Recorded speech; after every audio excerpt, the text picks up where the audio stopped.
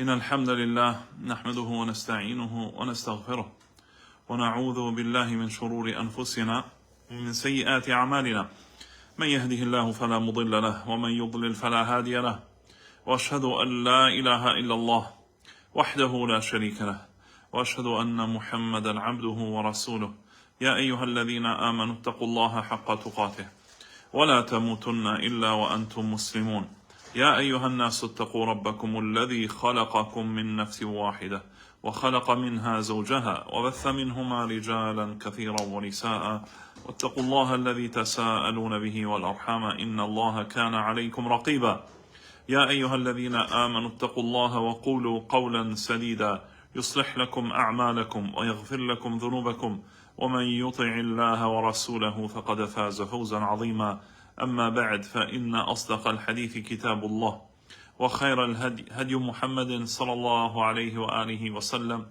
وشر الأمور محدثاتها وكل محدثة بدعة وكل بدعة ضلالة وكل ضلالة في النار وبعد Vëllezër të mirë. Sot me lejen e Allah subhanahu wa taala do të vazhdojmë me hadithet e pastërtisë të të Muwattaja Imam Malikut rahimahullah. Edhe është mirësia Allah subhanahu wa taala që yani faktikisht 1/20 në librat e kemi mbaru të talmi. Hadithi sot jemi në hadithin e 100, do vazhdojmë deri në hadithin e 120. Është mirësia Allah subhanahu wa taala që Allah ta mundson ty të dëgjosh hadithet e Rasulullahit sallallahu alaihi wasallam dhe të marrësh hadithe nga Imam Maliku rahimahullah. Edhe mirësia tjetër e Allah subhanahu wa taala është ke mundësi të kesh sanad edhe varg transmetuesish prej teje deri te Rasulullahi sallallahu alaihi wa alihi wasallam. Kjo është veçori që gjendet vetëm në umetin e Muhamedit sallallahu alaihi wasallam dhe në asnjë umet tjetër. Vllai jon Musiu do të vënohet pak, po pastaj hyn prapë në dhe vazhdon me leximin. Vazhdojmë me leximin ne sot për fillimit. بأسانيدنا إلى الإمام مالك رحمه الله عن الوضوء من مس الفرج.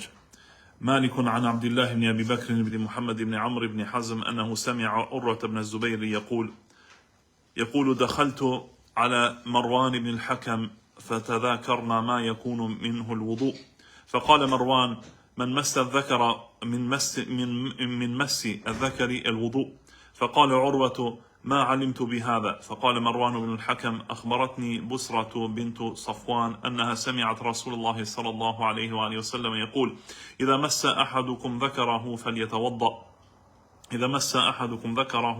فليتوضأ Vllazit mirë, ky hadith është do thotë tash Imam Maliku rahimullah flet për punën e prekjes së organit gjenital, do thotë prekjes së organit gjenital drejt për drejt, do thotë lëkura me lëkurë, prekja lëkurës me lëkurë.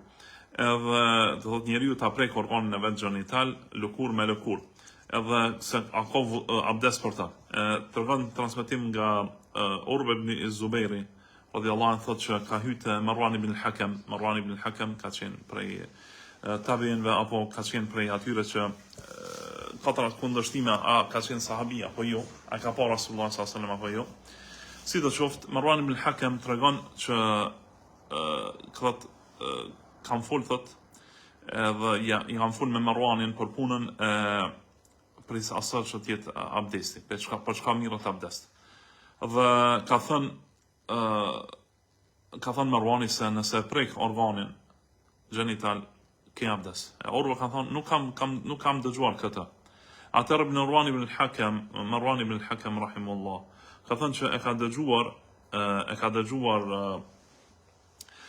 dëgjuar Busra bin Safwan ka qenë një prej sahabijeve që e ka dëgjuar Rasulullahin sallallahu alaihi wa alihi wasallam të ketë thënë idha massa ahadukum dhakarahu falyatawadda. Nëse dikush nga ju e prek organin e tij, atëherë le të merr abdest. Do thotë për prekjes së organit se prek drejt për drejt, atëherë mirët abdest. Pastaj tregon një transmetim tjetër thotë Malikun an Ismail ibn Muhammad ibn Sa'd ibn Abi Waqqas an Mus'ab ibn Sa'd ibn Abi Waqqas أنه قال كنت أمسك المصحف على سعد بن أبي وقاص رضي الله تعالى عنه فاحتككت فقال سعد لعلك مسست ذكرك قال فقلت نعم قال فقم فتوضأ فقمت فتوضأت ثم رجعت. Kjo është në transmetim tjetër që e tregon Mus'ab ibn Sa'd ibn Abi Waqqas, që ka qenë djali i Sa'd ibn Abi Waqqasit. Sa'd ibn Abi Waqqasit, një prej 10 përgëzuar me xhenet pe Rasulullah sallallahu alaihi wasallam, do ka qenë gjallë, Muhamedi sallallahu alaihi wasallam ka përgëzuar se do të jetë në xhenet. Thot i ambaja mushafin Sa'd ibn Abi Waqqasit, do thot babai së tij ja ka marrë mushafin thot edhe u kruha, është kru. Edhe e ka thënë Sa'di thot ndoshta e ke prek organin tënd, ka thënë po, e kam prek. Atëherë ka thënë ngritu, çohu, merr abdes. Thot u ngrita, mora abdes, pastaj u ktheva. Thot është ka bën një krurje në pjesën e gjenitaleve dhe ka prek organin e vet. Atëherë babai i tij ka thënë ngritu, merr abdes edhe ktheu. Thot edhe jam ngritur, ka marr abdes dhe jam kthyer. Pastaj ka transmetim nga Ibn Umeri, Maliku rahimahullah, që tregon nga Ibn Umeri thot Malik an Nafi' an Abdullah ibn Umar كان يقول إذا مس أحدكم ذكره فقد وجب عليه الوضوء. Thot që Abdullah ibn Umar radhiyallahu anhu ka thënë që kur dikush nga ju e prek organin e tij, atëherë e ka i obligohet atij abdesi, do të i prishet abdesi dhe duhet të marr abdes. Ky është fjala e Abdullah ibn Umerit radhiyallahu anhu. Ky është llogaritet si hadith mauquf, do të i ndalur në sahabin e pejgamberit sallallahu alaihi wasallam. Pastaj po ashtu Hisham ibn Urwa, tregon nga babai i tij Urwa ibn Zubair, ka thënë që ai ka thënë من مس ذكره فقد وجب عليه الوضوء. من مس ذكره فقد وجب عليه الوضوء. Urwa ibn Zubair ka qenë një prej tabiinëve, që ka thënë që kush e prek organin e tij, atëherë duhet të marr abdes. Ky quhet hadith maqtu', do të thotë transmetim i thënie e një tabiini, Pastaj مالك عن ابن شهاب عن سالم بن عبد الله أنه قال رأيت أبي عبد الله بن عمر يغتسل ثم يتوضأ فقلت له يا أبتي ما يجزيك الغسل من الوضوء؟ قال بلى ولكني أحيانا أمس ذكري فأتوضأ.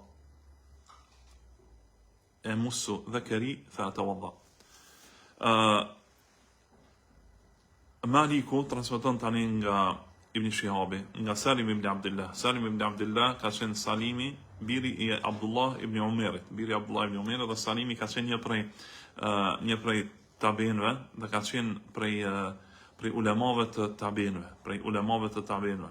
Thot isha me Abdullah ibn Umer, me babain e tij në një udhtim. Thot dhe e kam parë babain tim të lahet. E pastaj të marr abdes. Pas lamjes ka marr abdes, pas ghuslit ka marr abdes. Dhe i thash, o babai im, a nuk mjafton ghusli për abdes? Ghusli mjafton në vend të abdesit. Ka thënë po, gjithsesi, ghusli mjafton për abdes.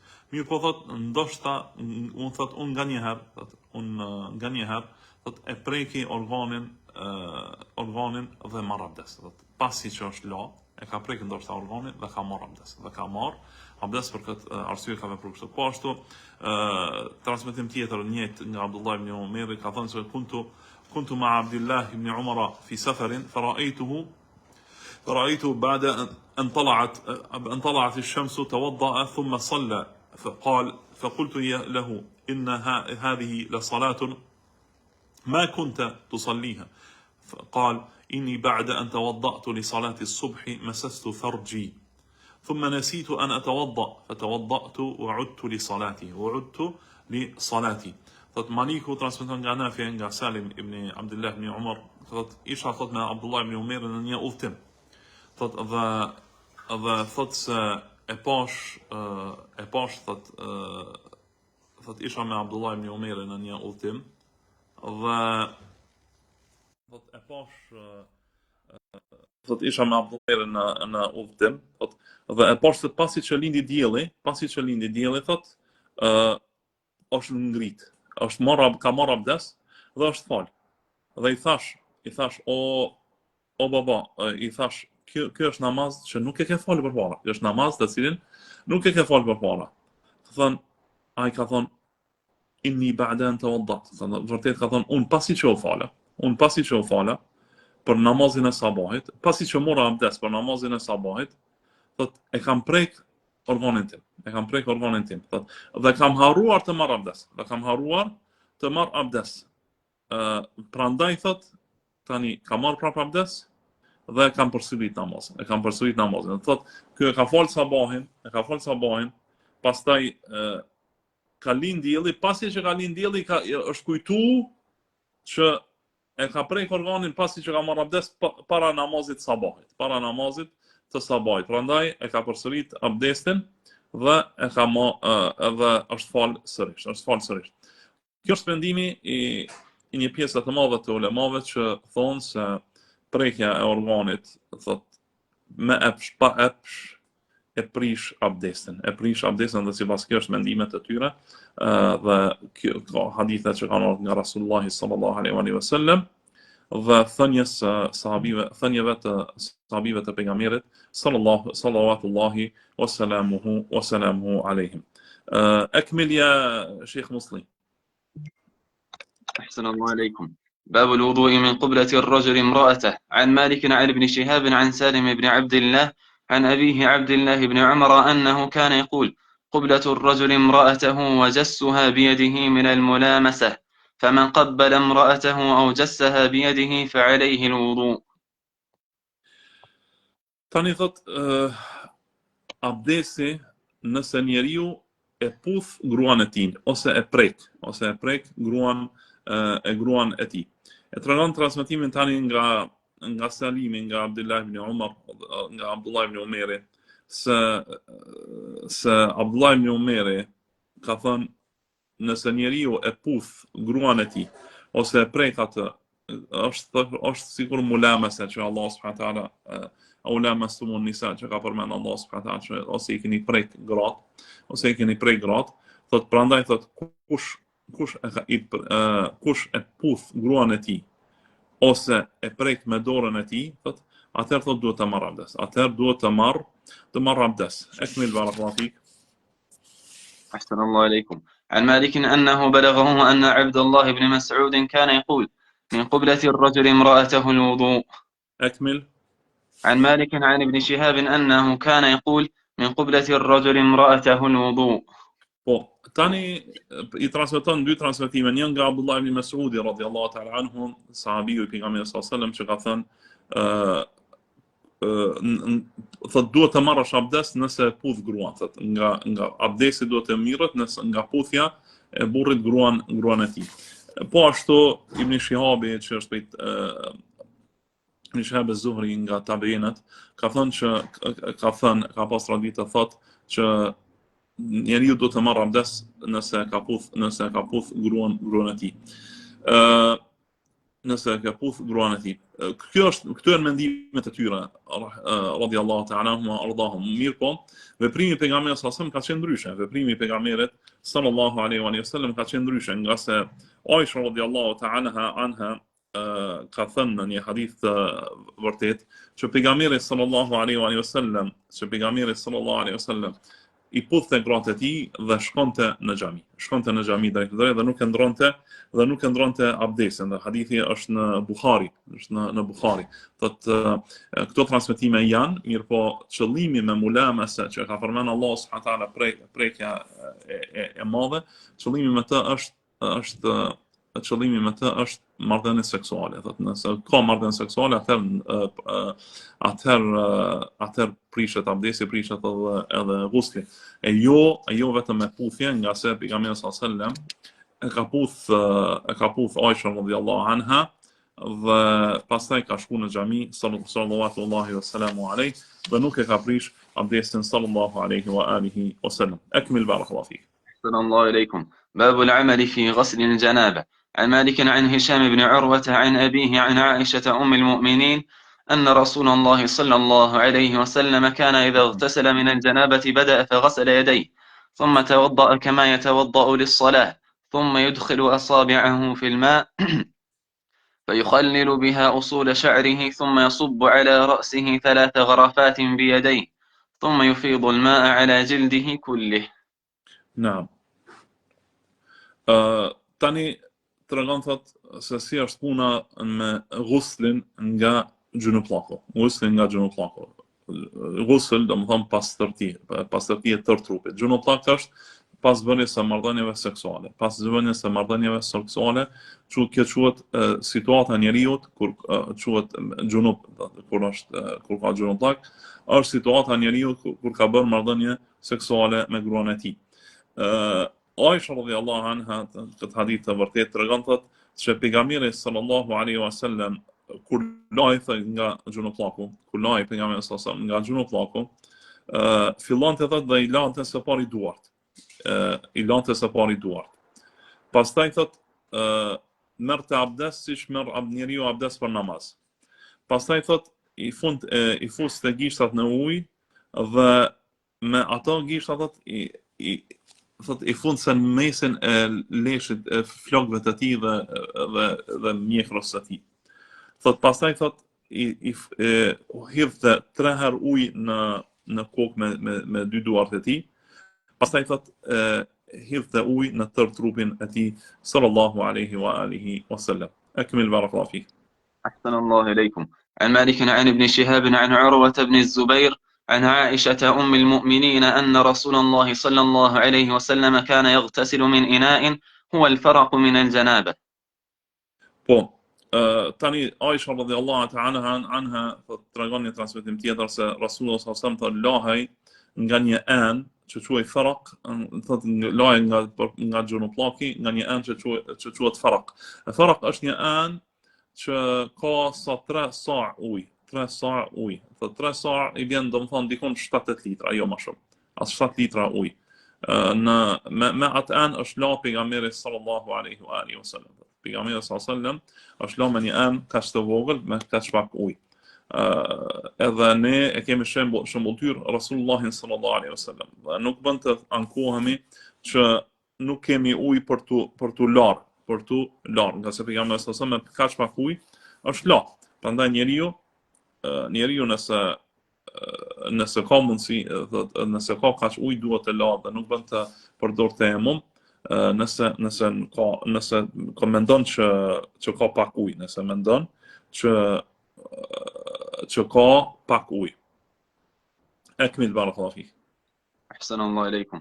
عن مالك عن نافع أن عبد الله بن عمر كان إذا اغتسل من الجنابة بدأ فأفرغ على يده اليمنى فغسلها ثم غسل فرجه ثم مضمض واستنثر ثم غسل وجهه ونضح في عينيه ثم غسل يده اليمنى ثم غسل يده اليسرى ثم غسل رأسه ثم اغتسل وأفاض عليه الماء.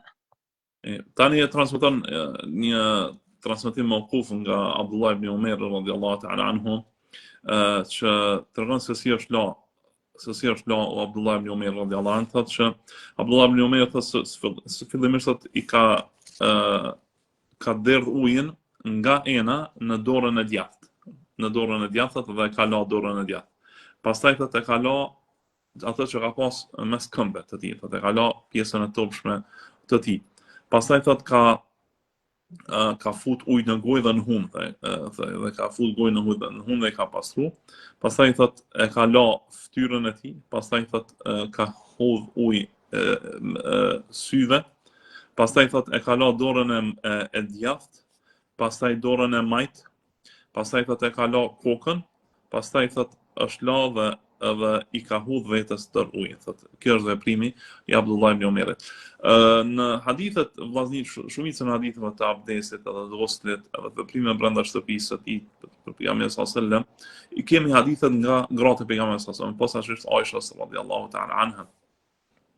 E kjo tregon urtësinë se pse pejgamberi sallallahu alaihi wasallam ka pas më shumë se një grua.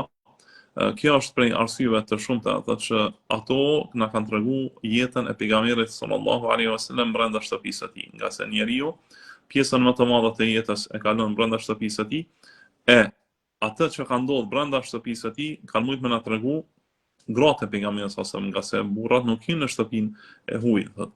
Edhe edhe për këtë arsye ato janë transmetuesit më të mirat që na tregojnë se si ka qenë jeta e pejgamberit sallallahu alaihi wasallam, që ne e kemi shëmbëtyr për çdo gjë sallallahu wasallamu alaihi. Akmil barakallahu fik. أحسن الله إليكم. عن مالك أنه بلغه أن عائشة أم المؤمنين سئلت عن غسل المرأة من الجنابة فقالت لتحفن على رأسها 3 حنفات من الماء ولتضغط رأسها بيديها. نعم. Tani Maliku rahimahullah transmeton një transmetim nga Aisha, mirë po ky është transmetim i ndërprerur, nga se drejt transmeton nga Aisha radhiyallahu ta'ala anha. Është do të jetë dikush mes tij dhe Aishas radhiyallahu ta'ala anha, nga se Maliku nuk është prej tabiinëve, nuk i ka mri sahabit të pejgamberit sallallahu alaihi wasallam, prandaj hadithi është i ndërprerur. Hadithi është i ndërprerur, nuk është sakt. Mirë po në të thotë se Aisha radhiyallahu ta'ala anha është pyetur se si të lahet gruaja nga gjunullaku, dhe ajo ka thënë që gruaja thotë duhet të hedh 3 herë kokës së saj ujë, e pastaj thotë po ashtu thotë flokët e vet duhet të fus ujë brenda flokëve, të fus ujë brenda flokëve. Akmil barakallahu fik. أحسن الله إليكم. باب واجب الغسل إذا التقى الختانان. عن مالك عن ابن شهاب عن سعيد بن المسيب أن عمر بن الخطاب وعثمان بن عفان وعائشة زوج النبي صلى الله عليه وسلم كانوا يقولون إذا مس الختان الختان فقد وجب الغسل. Tani thot është obligueshmëria e ghuslit kur të preken 2 sunetet, Qëllimi është të preket organi i mashkullit me organin e femrës. Kur të futet organi i mashkullit në organin e femrës, në atë moment, prej atij momenti është obligim të mirët ghusl. Edhe nëse ka ejakulim ose nuk ka ejakulim, në rast të marrëdhënieve seksuale, vetëm futja e organit të mashkullit brenda organit të femrës e obligon pastrimin nga gjunullaku, edhe nëse nuk ka ejakulim. E tani transmeton Maliku nga Ibn Shihabi nga Sa'id ibn Musayyib se Umer radhiyallahu anhu, Uthman radhiyallahu anhu dhe Aisha radhiyallahu anha, gruaja e pejgamberit sallallahu alaihi wasallam, të gjithë kanë thënë kur të preken 2 sunetet, atëherë është obligim të mirët ghusli. Akmil barakallahu fik. أحسن الله إليكم. عن مالك عن أبي النضر مولى عمر بن عبيد الله عن أبي سلمة بن عبد الرحمن بن عوف أنه قال سألت عائشة زوج النبي صلى الله عليه السلام ما يوجب الغسل فقالت هل تدري ما مثلك يا أبا سلمة؟ مثل الفروج يسمع الديكة تصرخ فيصرخ معها إذا جاوز الختان فقد وجب الغسل. يسمع الديكة جمع ديك. أكمل. يسمع الديكة تصرخ فيصرخ معها إذا جاوز الختان فقد وجب الغسل. نعم وجب الغسل. طيب مالك رحمه الله transmeton nga Abu Salama ibn Abdurrahman ibn Auf. Abdurrahman ibn Auf është prej sahabive të mëdhenj, prej 10 personave me xhene. E çuni i tij, biri i tij ka qenë Abu Salama. Abu Salama ka qenë një prej ulemave të tabiinëve. Ka qenë i ri, dhe e ka pyet Aisha radhiyallahu ta'ala anha, se çka e obligon ghuslin. E Aisha radhiyallahu anha i ka thënë këtij, ka thënë shembulli i thot o Abu Salama, ka thënë është sikurse shembulli i ferrujit, do të thotë ferruj është sikurse zogu i vogël i pulës. Sikurse zogu i pulës thotë që i dëgjon knojsit, i dëgjon xhelat kur të këndojnë, edhe bërtasin, kur të këndojnë xhelat, thotë edhe këndon thotë me ta, kur knusi kënon, kur xheli këndon, thotë ndodh që ndonjë zog i vogël edhe ai të këndoj bashkë me xhelin, bashkë me knusin. Thotë pse i ka thënë kështu? Pastaj thotë e vazhdon Aisha radhiyallahu anha, thotë kur të preken thotë kur të futet thotë organi në organ, kur të futet suneti në sunet, atëherë është obligim të mirat abdesi. Aisha radiallahu anha ka këshillu në këtë mënyrë Ebu Selema rahimahullah që është i riha akoma dhe të prit bëhet edhe ai knus dhe të rritet edhe bëhet i madh, pastaj të pyet për çështje më të rëndësishme, po të mirë po, prapse ja ka dhënë përgjigjen radiallahu ta'ala anha. Akmil barakallahu fik. أحسن الله إليكم.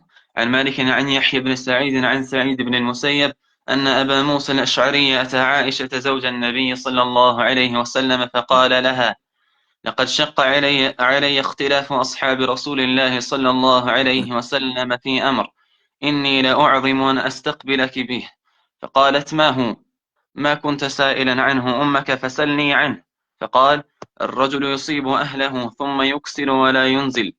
فقالت: إذا جاوز الختان فقد وجب الغسل. فقال أبو موسى الأشعري: لا أسأل عن هذا أحدا بعدك أبدا. Tani është një transmetim tjetër që Maliku rahimahullah e transmeton nga Ebu Musa al-Ash'ari. Abdullah ibn Qais është prej sahabive të pejgamberit sallallahu alaihi wasallam. Thotë që ka ardhur te Aisha radhiyallahu anha dhe i ka thënë: O Aisha radhiyallahu anha, thotë më është bërë i vështirë ky kundërshtim mesin e sahabëve të pejgamberit sallallahu alaihi wasallam për një çështje. Ka thënë: çfarë çështje?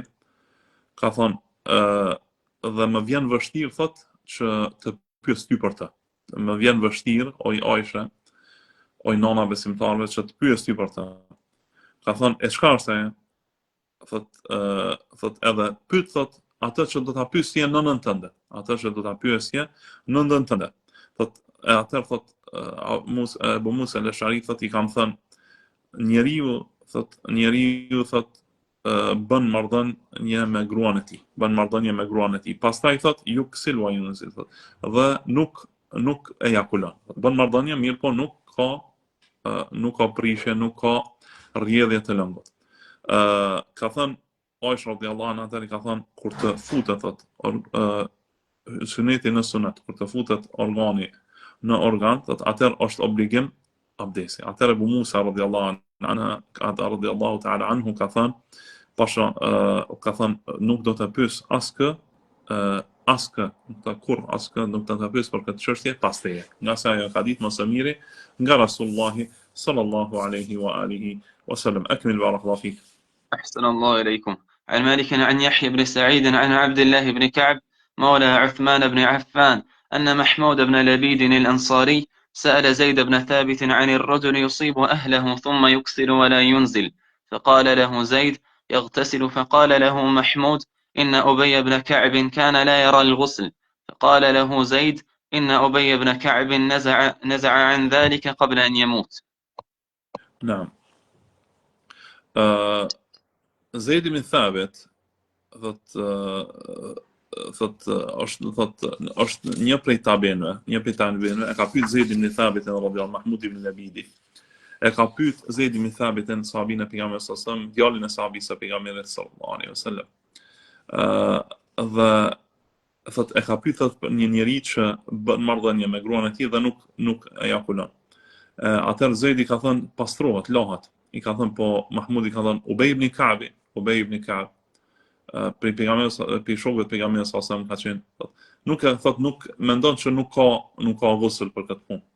Ka thënë Zeid ibn Thabit, i ka thënë mirë po Ubej ka thënë është larguar ka ky mendim pak para vdekjes, dhe thot ky mendim edhe nëse ka pas Ubej radhiyallahu anhu se veprimi i pejgamberit sallallahu alaihi wasallam është ndryshe, është mendimi i tij, mirë po nuk ka dëgjuar nga pejgamberi sallallahu alaihi wasallam. Akmil barakallahu fik. أحسن الله إليكم. عن مالك عن نافع أن عبد الله بن عمر كان يقول: إذا جاوز الختان فقد وجب الغسل. Tani transmetim tjetër nga Abdullah ibn Umerit, një të punë që ka thënë që kur të preket, kur të futet ose të kalon ky organi brenda organit, atëherë obligohet ghusli. Akmil barakallahu fik. أحسن الله إليكم. باب وضوء الجنب إذا أراد أن ينام أو يطعم قبل أن يغتسل. عن مالك عن عبد الله بن دينار عن عبد الله بن عمر أنه قال: ذكر عمر بن الخطاب لرسول الله صلى الله عليه وسلم أنه تصيبه الجنابة من الليل، فقال له رسول الله صلى الله عليه وسلم: توضأ واغسل ذكرك ثم نم. Këtu është hadith tjetër që thot një kapitull tjetër që flet për abdesi i gjunupit, abdesi atij që është në gjunuplak, nëse don të flej edhe të haj ushqim, të haj buk, do thot para se të flej, Do ta bën që të flej, edhe a bën të haj buk, para se të lahet, të flej apo të ha buk para se të lahet. Tregon se Omer radhiyallahu an e ka pyet pejgamberin i ka thënë pejgamberit sallallahu alajhi wasallam që nganjëherë thot bëhet gjunup natën dhe Rasulullah sallallahu alajhi wasallam ka thënë merr abdes, laje organin tënd dhe flej. Merr abdes, laje organin tënd dhe flej. أكمل بارك الله فيك. أحسن الله إليكم. عن مالك عن هشام بن عروة عن أبيه عن عائشة زوج النبي صلى الله عليه وسلم أنها كانت تقول: إذا أصاب أحدكم المرأة ثم أراد أن ينام قبل أن يغتسل فلا ينام حتى يتوضأ وضوءه للصلاة. تاني عائشة رضي الله عنها كانت transmeton nga Aisha radhiyallahu anha që ka thënë nëse dikush nga ju goditet me gjunuplak, thot ka është gjunup. Pastaj dëshiron të flej para se të lahet, thot mos të lahet para se të marr abdes. Para se të marr abdes, sikurse që marr abdes për namaz. Merr abdes, pastaj lahet, pastaj flen. E kur të çohet për sabah, atër lahet, siç duhet të lahet për ghusl. Ekmil barakallahu fik. أحسن الله إليكم. عن مالك عن نافع أن عبد الله بن عمر كان إذا أراد أن ينام أو يطعم وهو جنب غسل وجهه ويديه إلى المرفقين ومسح برأسه ثم طعم أو نام. Tani transmeton një transmetim tjetër nga Abdullah ibn Umar radhiyallahu anhu, thotë që kur ka dashur me flajt ose me hongër, pasi që ka qenë gjunup, thotë e ka la fytyrën, i ka la dy duart deri te brylat, i ka bën mes kokës dhe ka ngrënë dhe ka flej. Ka ngrënë ose ka flej. Kjo do thotë që nëse njeriu është gjunup edhe do të flej para namazit sabahit, atëherë nuk e ka obligim të lahet më njëherë, po bën të lahet pastaj, mirë po para se të flej, para se të haj buk, mund të marr abdes, para se të haj buk apo të flej. Ekmil barakallahu fik. أحسن الله إليكم. باب إعادة الجنب الصلاة وغسله إذا صلى ولم يذكر وغسله ثوبه. عن مالك عن إسماعيل بن أبي حكيم أن عطاء بن يسار أخبره أن رسول الله صلى الله عليه وسلم كبر في صلاة من الصلوات ثم أشار إليهم بيده أن امكثوا فذهب ورجع وعلى جلده أثر الماء. نعم. Tash është një kaptin tjetër ku thotë që përsëritja namazit nga gjunupi, edhe përsëritja namazit dhe e larjes, nëse është fal dhe nuk është kujtu, është fal. Dhe nuk është kujtu që thotë nuk është i lam, dhe po ashtu thot që ta laj pjesë trupin e tij, ta laj rrobën e tij, dhe transmeton e përmend një transmetim nga Ata ibn Yasar se Rasulullah sallallahu alaihi jo nga Abdullah ibn Yasari, po nga Umar ibn Khattab radhiyallahu anhu, që nga Ata ibn Yasari, që pejgamberi sallallahu alaihi wasallam thot një herë është ngrit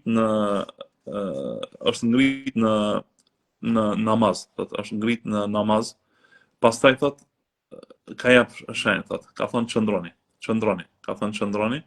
pastaj është kthy dhe ka shku në shtëpi, thot pastaj është kthy, thot dhe është vrejt në trupin e tij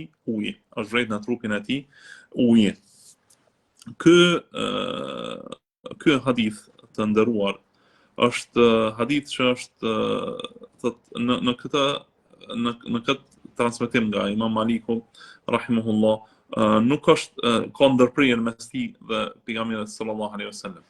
Por në ka transmetime tjera që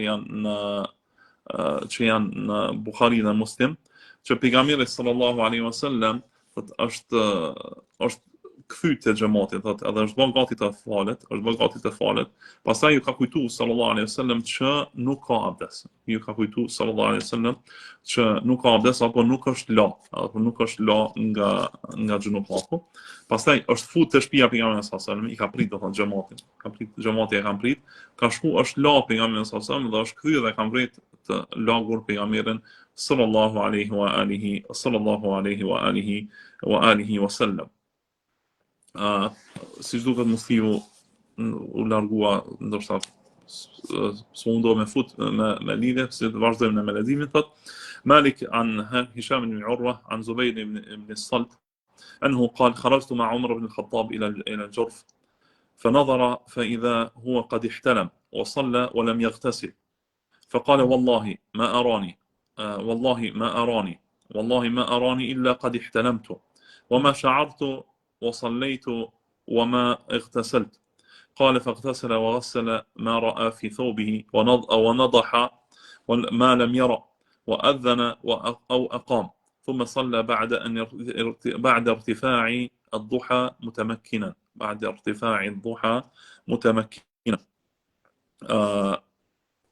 Ky transmetim është nga Abdullah ibn Umar, nga Umar radhiyallahu anhu, Umar ibn Khattab radhiyallahu ta'ala anhu, që ka qenë me Zubayd ibn Saltin, edhe thot tregon Zubayd ibn Salt, thot kam dalë me Umar radhiyallahu anhu, thot deri në Xhurf, në vend thot larg Medinës. Dhe thot edhe Umar thot ka pa ëndër natën. E ka vrejt thot pas një kohe që ka pa ëndër natën dhe është thot ka ejakulu gjatë gjumit, thot ka pa ëndër të lëngët. Dhe është falë dhe nuk është la, nga se nuk e ka vrejt në fillim. Pastaj thot pasi që është falë, mas një kohe, thot e ka vrejt që ka pas gjunullak, gjatë ka pas ëndër dhe ka pas gjunullak. Pastaj thot dhe nuk e kam vrejt, thot jam falë dhe nuk jam la. Pastaj thot është ngrit, është ka bërë gusl, Umar radhiyallahu anhu, dhe e ka la pjesën e rrobës ku ka mendu që e ka prek sperma që i ka rënë në trup, e ka la. Edhe pjesën tjetër që s'ka pas që ka prek, vetëm e ka spërkat me ujë. Pastaj thot ka bë ezan ose ka bë ikamet dhe është falë thot pasi që ka hy vakti duhas, pasi që ka lind dielli, është falë pasi që ka lind dielli radhiyallahu ta'ala anhu. Tjetri transmetim është nga transmetim është thot Malik an Ismail ibn Abi Hakim عن سليمان بن يسار أن عمر بن الخطاب غدا إلى أرضه بالجرف فوجد في ثوبه احتلاما فقال لقد ابتليت بالاحتلام منذ أن وليت أمر الناس فاغتسل وغسل ما رأى من ثوبه من الاحتلام ثم صلى بعد أن طلعت الشمس. Transmetimi njëjtë prapë nga Sulejman ibn Yasari që Umar radhiyallahu anhu ka shku te toka e tij që ka qenë jashtë Medinës dhe pastaj ka vrejt në rrobën e tij që ka pas ihtilam, që është ka pas ejakulim gjatë gjumit. Thot vërtet më është më bela kjo puna e ihtilamit, pasi që jam bërë udhëheci i njerëzve, pastaj është la dhe ka la ata që ka pa nga rroba e tij prej shenjës së spermës dhe e ka fal namazin pasi që ka lind dielli, pasi që ka lind dielli, nga se është lama, këtë transmi i ngjashëm. Ekmel ya Sheikh Muslim. أحسن الله عليكم. عن مالك عن يحيى بن سعيد عن سليمان بن يسار أن عمر بن الخطاب صلى بالناس الصبح ثم غدا إلى أرضه بالجرف فوجد في ثوبه احتلاما فقال إنا لما أصبنا الودك لأنت العروق اغتسل وغسل الاحتلام من ثوبه وعاد لصلاته. Prap, njëti transmetim thot me Umer radiallahu anh, edhe tregon thot Umer radiallahu anh thot që shkak i këtyre andrave thot që kemi hongër mish me vjam, mish me dhjam të mirë thot dhe na u kanë zbut thot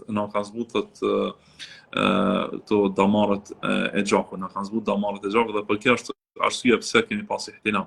Thot që thot kemi pa ëndër të lëngat.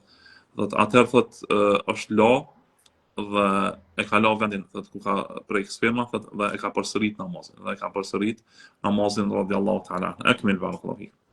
أحسن الله عليكم. عن مالك عن هشام بن عروة عن أبيه عن يحيى بن عبد الرحمن بن حاطب أنه اعتمر مع عمر بن الخطاب في ركب فيهم عمرو بن العاص وأن عمر بن الخطاب عرس ببعض الطريق قريبا من بعض المياه فاحتمل عمر وقد كاد أن يصبح فلم يجد مع الركب ماء فركب حتى جاء الماء فجعل يغسل ما رأى من ذلك الاحتلام حتى أسفر فقال له عمرو بن العاص أصبحت ومعنا ثياب فدع ثوبك يغسل فقال له عمر بن الخطاب وعجبا لك يا ابن العاص لئن كنت تجد ثيابا أفكل الناس يجد ثيابا والله لو فعلتها لكانت سنة بل أغسل ما رأيت وأنضح ما لم أره. تاني يحيى بن عبد الرحمن بن حاطب transmetohet që ka shku në umre bashkë me Umar ibn Khattabin dhe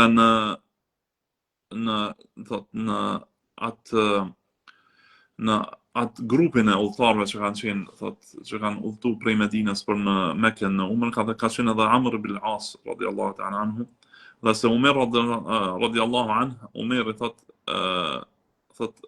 është ndarë në pjesën e fundit të natës në një vend që ka qenë afër një uji.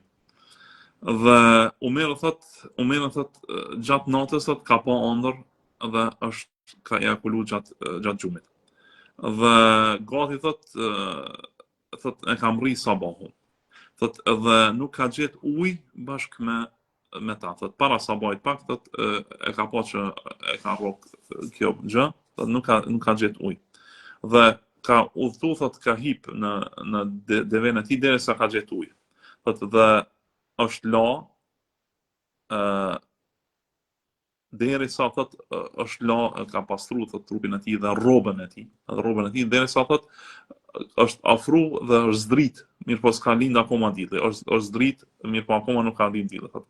Atëherë Amr ibn al-As radhiyallahu anhu ka thënë thot ja Omar thot ne thot kemi rroba me veti thot. Prandaj thot le rrobën e mos e laj atë pjesën e rrobës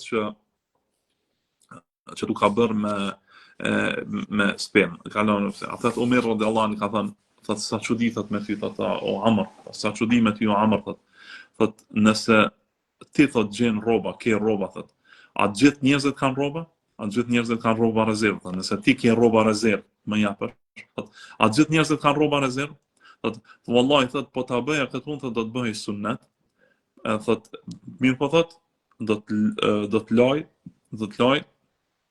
pjesën që e kam pa dhe do të spërkas pjesën që nuk e kam pa. Çfarë qëllimi i kësaj? Umar radhiyallahu anhu, Amr ibn al-As radhiyallahu anhu ka pas qëllim thot që të nxitojnë më shpejt që të falin namazin para se të lind dielli. Nga se Umeri ka qenë khalife i muslimanëve dhe udhëheqësi i muslimanëve. Edhe Umeri radhiyallahu anhu e ka pas vesh një rrobë, s'ka pas më shumë. Edhe atë e ka me të do thot e ka la pjesën që është bë e papastër. Amri ka thonë pse s'merr një rrobë tjetër, kemi rroba rezervë.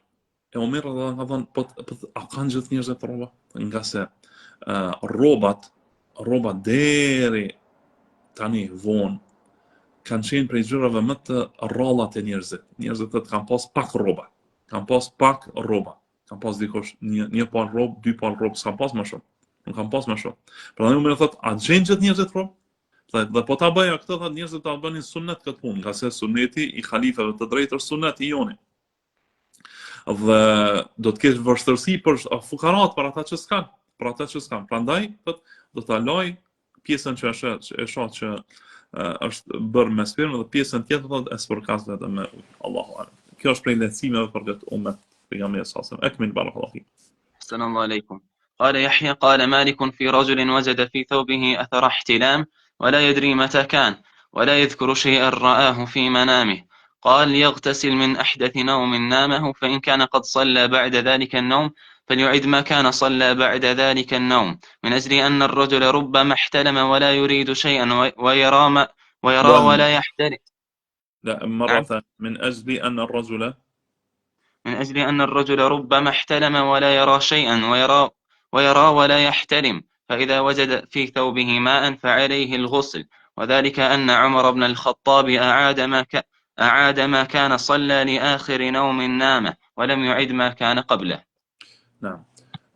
Maliku rahimahullah tregon thotë është pyet thotë ka thënë për një njeri i cili ka gjetë në shenjë të ihtilamit, në shenjë të thotë spermës në rrobën e tij. Në rrobën e tij ka gjetë shenjë që thotë ka flajt natën dhe ka pa ëndër të lëngët. Dhe nuk e din se kur ka qenë, edhe nuk i kujtohet gjë, nuk i kujtohet ëndra. Pastaj Maliku ka thënë, çka thotë, le të lahet prej gjumit të fundit që ka bërë. Dhe nëse është fal pas atij gjumi, thotë le ta përsërit atë namaz që ka bërë pas atij gjumi. Pas atij gjumi. Për shembull, është fal, domethënë është fal për shembull namazin e sabahit, duke asaj ka vrejtë, thotë do ta përsërit namazin e sabahit, nga se ka qenë gjumi i fundit që ka bërë para atij. Ka thënë nga se njeriu ndoshta sheh ëndër dhe e sheh shenjat e spermës në rrobë, thotë edhe nuk i kujtohet ëndra. Mirë po thotë edhe ndodh të sheh ëndër, njeriu ndodh të sheh ëndër dhe mos të ketë lëng asgjë. Dhe prandaj thotë njeriu nëse gjen në rrobën e tij lëng, atëherë duhet të lahet, nga se Umar radhiyallahu anhu e ka përsërit atë namazin e fundit që e ka fal pas gjumit dhe nuk e ka përsërit atë që ka qenë më herët. Allah di më së miri. Ekni barakallahu fik. أحسن الله إليكم. باب غسل المرأة إذا رأت في المنام مثل ما يرى الرجل. عن مالك عن ابن شهاب عن عروة بن الزبير أن أم سليم قالت لرسول الله صلى الله عليه وسلم: المرأة ترى في المنام مثل ما يرى الرجل أتغتسل؟ فقال لها رسول الله صلى الله عليه وسلم: نعم فلتغتسل. فقالت لها عائشة: أف لك وهل ترى ذلك المرأة؟ فقال لها رسول الله صلى الله عليه وسلم: تربت يمينك ومن أين يكون الشبه؟ أكمل.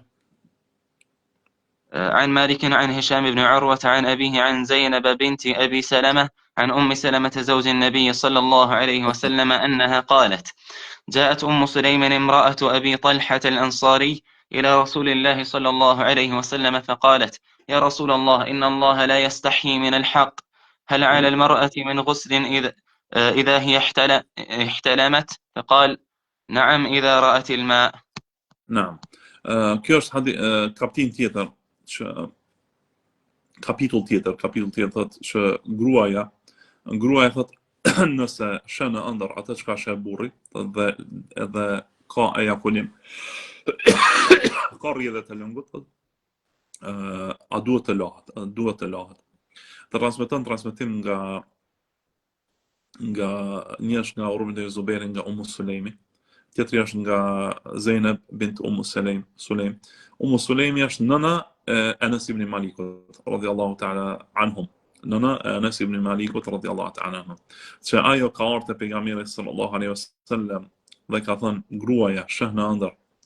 Ashtu si sheh burri, ashtu si sheh burri, thotë sheh marrëdhënie duke bërë marrëdhënie seksuale. Thotë a duhet të lahet? A duhet të lahet? Atëherë Rasul sa ka thënë po, duhet të lahet.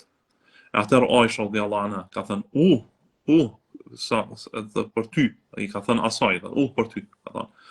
Thot, e ndodh kjo për grua? Thot, e ndodh kjo gruas? E ndodh kjo gruas, ka thënë Aisha radhiyallahu anha, ka thënë Rasulullah sallallahu alaihi wasallam, ka thënë, thot, mirë për ty Aisha.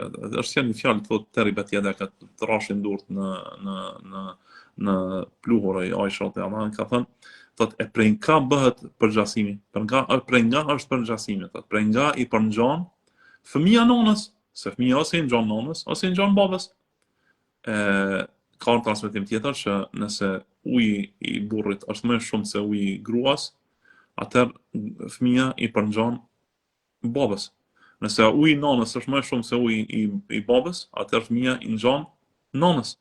E për këtë pejgamberi sallallahu ka thënë që e prej nga është përgjasimi, prej nga është përgjasimi. Transmetimi tjetër është që Ummu Sulejmi ka ardhur te pejgamberi sallallahu dhe ka thënë Rasulullah sallallahu ja Rasulullah, ka thënë Allah nuk turpërohet nga e vërteta. Inna Allah la yastahi min al-haq. Allahu nuk turpërohet nga e vërteta. Thot ai takon thot gruas që është ka pa ëndër dhe është lagur thot, çka duhet thot, a duhet të lahet? Ka thënë Rasulullah po, nëse shem ujin, thot nëse shem lëngun, thot po duhet të lahet. Ekmil barakallahu fik. أحسن الله إليكم. باب جامع غسل الجنابة. عن مالك عن نافع أن عبد الله بن عمر كان يقول لا بأس بأن يغتسل بفضل المرأة ما لم تكن حائضا أو جنبا. Tani thot është një si kaptin që ka të bëjë me rregullat përgjithshme që kanë të bëjnë me ghuslin, thënjet të përgjithshme të sahabive për ghuslin. Më një transmetim nga Abdullah ibn Umar radhiyallahu anhu që ka thënë njeriu s'ka gjë të keqe nëse lahet me ujin që i ka mbetur gruas, ka thënë përderisa gruaja nuk është e papastër ose nuk ka haid, do të thotë, nuk ka menstruacione ose nuk është e papastër. Ky është mendimi i tij, mirë po pejgamberi sa është la bashkë me Aisha radhiyallahu anha me një anë është la bashkë me Aisha radhiyallahu ta'ala anha dhe dur thot herë i kanë fut ai, herë i kanë fut Aisha radhiyallahu anha te uji radhiyallahu ta'ala anha. Akmil barakallahu fik. أحسن الله إليكم. عن مالك عن نافع أن عبد الله بن عمر كان يعرق في الثوب وهو جنوب ثم يصلي فيه. Transmetitia thot që Abdullah ibn Umeri thot është djersitur në rrobën e tij që e ka pasur duke qenë me gjunoptak dhe është lënë atë rrobë. Kjo transmeton dhe është fal në atë rrobë. Do transmeton që djersa nuk është obligim të pastrohet, nga se djersa nuk është e papastër. أكمل بارك الله فيك. أحسن الله إليكم. عن مالك عن نافع أن ابن عمر كان يغسل جواريه رجليه ويعطينه خمرة وهن حيض. نعم. Këtë transmet tjetër që Ibn Umerit radhiyallahu anhu, Ibn Umerin thot e lanin e pastronin atë, thot ja lanin këmbët robreshat e tij. Abdullah ibn Umeri ka pas robresha dhe ato ja lanin këmbët. Dhe i jepnin sejadën për të falur duke qenë ato me menstruacion. Duke qenë me menstruacion, thotë s'ka gjë të keqe që gruaja apo robresha e burrit ta prek burrin edhe nëse është ajo vetëm me menstruacion, me haid. Ekmil barakallahu fik. أحسن الله إليكم. وسئل مالك عن رجل له نسوة وجوار هل يطأهن جميعا قبل أن يغتسل؟ فقال لا بأس بأن يصيب الرجل جاريته قبل أن يغتسل فأما النساء الحرائر فإنه يكره أن يصيب جاريتيه. أحسن الله إليكم. فقال لا بأس بأن يصيب الرجل جاريتيه قبل أن يغتسل فأما النساء الحرائر فإنه يكره أن يصيب الرجل المرأة الحرة في يوم الأخرى فأما أن يصيب الجارية ثم يصيب الأخرى وهو جنب فلا بأس بذلك. نعم. tani Maliku radiallahu ta'ala, Maliku rahimahullah pyetët për njeriu që ka gra dhe ka robresha, thotë, ka në kohën e pejgamberit sallallahu ka pas njerëz që kanë pas gra dhe kanë pas robresha. Pejgamberi sallallahu ka pas 9 gra dhe ka pas 2 robresha sallallahu alaihi wasallam. Për shembull Ali radiallahu anhu kur ka vdek, i ka lënë 4 gra dhe 17 robresha radiallahu ta'ala anhu. Thotë, nëse një njeriu ka gra dhe robresha, thotë, a bën të bëj marrëdhënie me të gjitha para se të lahet, para se të lahet. Maliku rahimahullah ka thënë nuk ka gjë të keqe njeriu që të bëj marrëdhënie me 2 robreshat e tij para se të lahet. Mirë po thotë gratë e lira që nuk janë robresha, thotë, nuk është mirë thotë njeriu që të bëj marrëdhënie me gruan e lirë, me gruan e tij që nuk është robresh, thotë, në ditën e gruas tjetër, në ditën se gratë duhet secila ka një ditë të caktuar. Një ditë të caktuar duhet të ndajnë gratë. Mirë po nëse bën marrëdhënie me robreshën e pasaj të tjetra, thotë, s'ka gjë të keqe edhe nëse është gjunub. Ky është mendimi i Malikut radhiyallahu anhu. Mirë po Aisha radhiyallahu anha tregon që pejgamberi sallallahu alaihi wasallam nganjëherë thotë ka pas 9 gra sallallahu alaihi wasallam, nganjëherë ka bërë marrëdhënie me të gjitha gratë e tij sallallahu alaihi wasallam, një nga një, jo me të gjitha bashk, po një nga një. Me të gjitha edhe ka në mes të marrëdhënieve ka marrë abdes asën. Thotë ka marrë abdes mas çdo marrëdhënie, mirë po nuk është la. Deri në herën e fundit sallallahu alaihi wasallam. Thotë brenda një nate ka bërë këtë nganjëherë pejgamberi sallallahu alaihi wasallam, nga se ai ka pas fuqinë 30 burrave në marrëdhënie sallallahu wa salamuhu alaihi. Akmil barakallahu fik. الله عليكم. قال يحيى وسئل مالك عن رجل جنوب وضع له ماء يغتسل به فسها فأدخل أصبعه فيه ليعرف حر الماء من برده. قال مالك إن لم يكن أصاب أصابعه أذى فلا أرى ذلك ينجس عليه الماء. ينجس. فلا أرى ذلك ينجس عليه الماء. نعم. Tash kjo është e fundit për sonte. Maliku është pyetur për një njerëz që thotë është xhunub dhe i është vendosur ujë, që i kanë sjell ujë të lahet. Thotë edhe është habitu, thotë, ka fut gishtin brenda enës së ujit, të shikoj a është ujë i nxehtë apo i ftoftë. Ujë i nxehtë apo i ftoftë. Dhe Maliku rahimahullah thotë nuk ka gjë të keqe dhe nuk bëhet i papastër uji, thotë nëse në dorën në gishtin e tij s'ka gjë papastërti, nuk ka papastërti, nga se siç e tham, nëse njeriu lahet nga një enë, së pari duhet nga ena të derdh ujë t'i loj durt. E pastaj po ashtu hedh ujë dhe i lën çakon mes këmbëve.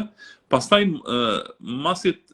pas kësaj mundet me fut dorën brenda enës. Allahu te baraka ve taala a'lam. Wa sallallahu alaihi wa sallam wa baraka ala nabiyyina Muhammedin wa ala alihi wa sahbihi sallam.